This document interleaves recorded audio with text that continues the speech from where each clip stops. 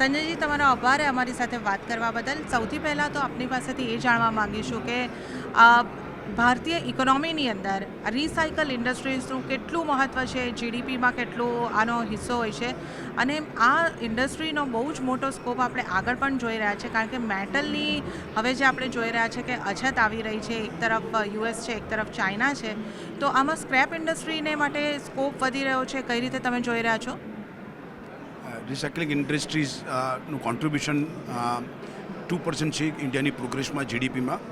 અને લાસ્ટ 10 વર્ષોમાં રિસાયકલિંગને ઘણું બધું મહત્ત્વ ગવર્મેન્ટ આપી રહ્યા છે. વર્લ્ડ ઓવરની બેસ્ટ પ્રેક્ટિસીસ જે પણ ઉપલબ્ધ છે રિસાયકલિંગ ઇન્ડસ્ટ્રીઝમાં, ટેકનોલોજી ધારો કે સર્ક્યુલર ઇકોનોમી ધારો કે કાંઈ પણ ધારો, તો બધું પોલ્યુશન કંટ્રોલ કરવા માટે જે પણ ટેકનોલોજી અવેલેબલ છે ગવર્મેન્ટ ઈચ્છીએ છે કે એ બધી બેસ્ટ પ્રેક્ટિસીસ ઇન્ડિયા પણ એડોપ્ટ કરવી જોઈએ. તો આના માટે ઘણી બધી પોલિસી ગવર્મેન્ટ બનાવી છે સર્ક્યુલર ઇકોનોમીને પ્લેટફોર્મ ડેવલપ કરવા માટે.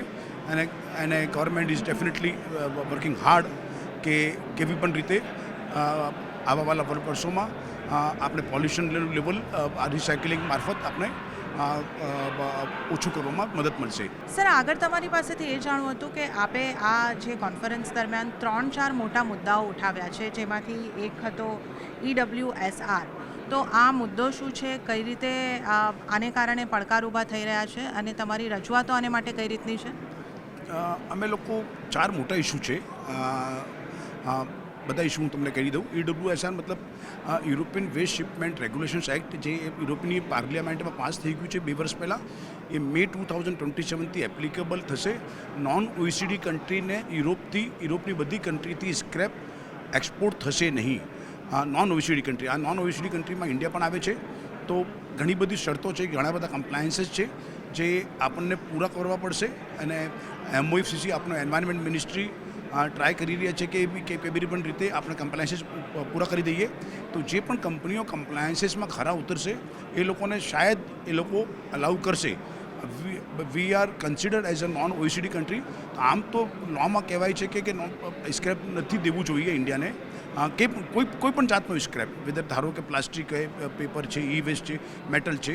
તો જેટલા પણ પ્રકારના સ્ક્રેપ યુરોપથી એક્સપોર્ટ થાય છે એ નોન OECD કન્ટ્રીને નથી આપશે.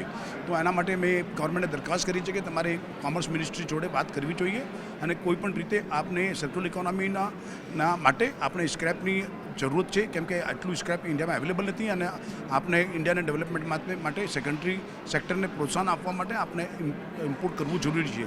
તો ગવર્મેન્ટ પ્રયાસ કરશે. બીજું સ્ક્રેપ છે કે GST 18% છે રિસાયકલેબલ મટીરિયલમાં, અને અમે ગવર્મેન્ટને રજૂઆત કરી છે કે 5% કરી નાખો. તો નીચેના લેવલમાં જ્યારે કલેક્શન થાય છે અને જરા એબ્સોલ્યુટલી ઇઝી થશે, અને ટેક્સની ચોરી થશે નહીં, ફેક બિલિંગ થશે નહીં. આમાં પણ ગવર્મેન્ટે રિક્વેસ્ટ કરી છે. અને વધારે પૂરતા જે પણ નાના રૂલ્સ રેગ્યુલેશન છે, સિમ્સ અને નિમ્સ, આને પણ મેં એબોલ્યુશન કરવાની દરખાસ્ત આપી છે મિનિસ્ટર ઓફ સ્ટીલ અને મિનિસ્ટર ઓફ માઇન્સને. આમાં પણ ગવર્મેન્ટ ડેફિનેટલી જોશે. અને ગ્રીન સ્ટીલને પ્રોક્યોરમેન્ટને સ્ટીલ મિનિસ્ટ્રી પ્રોક્યોરમેન્ટ ચાલુ કરે.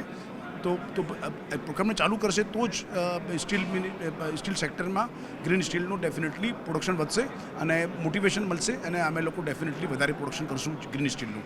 આના માટે અમે 4 દરખાસ્તો ગવર્મેન્ટને આપી છે. જી સર, અને જે નોન ઓર્ગેનાઇઝથી ઓર્ગેનાઇઝ સેક્ટર કે ઇન્ડસ્ટ્રી બનાવવા માટેની જે વાત છે, એમાં કઈ રીતના કામ થઈ શકે છે? ચાલુ છે, ઘણું બધું ચાલુ છે. અને આ એક મોટું સ્ટેપ છે કે આપણે GST ઘટાડી દઈશું, 5% કરી દઈશું. અને સ્ક્રેપ નીચેથી જે કલેક્શન થાય છે આને ઓર્ગેનાઇઝ તરીકેથી આપણે અંદર લાવી શકશું. અને GSTને ડેફિનેટલી ઘટાડી દઈએ તો કામ ચાલે. અને જે પેમેન્ટ સિસ્ટમ છે, ગવર્મેન્ટે દરખાસ્ત કરી છે કે UPI પેમેન્ટ સિસ્ટમ તમે લાવી દો, અને આ કેશ ટ્રાન્ઝેક્શનને ડેફિનેટલી બંધ કરો અને ક્રિમિનલ ઓફેન્સમાં નાખો. તો ધીરે ધીરે આપણે UPI સિસ્ટમ ચાલુ કરે. કેશ નીચેથી જે બાઇંગ થાય છે 25 kilo, 50 kilo, 100 kilo household scrap ગેરેજથી, નાના મોટા કારખાનાથી, અને અગર UPI સિસ્ટમને થ્રુ કરી દે તો મારા ખ્યાલથી મને લાગે છે કે આ ઓર્ગેનાઇઝ સેક્ટરમાં ધીરે ધીરે આવી જશે.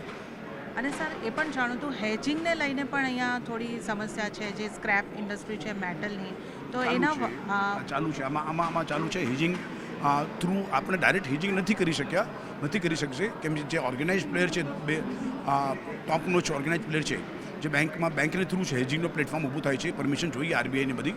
તો આમાં તો હમણાં મોટી કંપનીઓ છે અને પરમિશન છે, પણ નાની કંપનીઓ માટે લોકો હેજિંગ MCXને ઉપર કરે છે અને ફ્યુચર ઉપર કરે છે.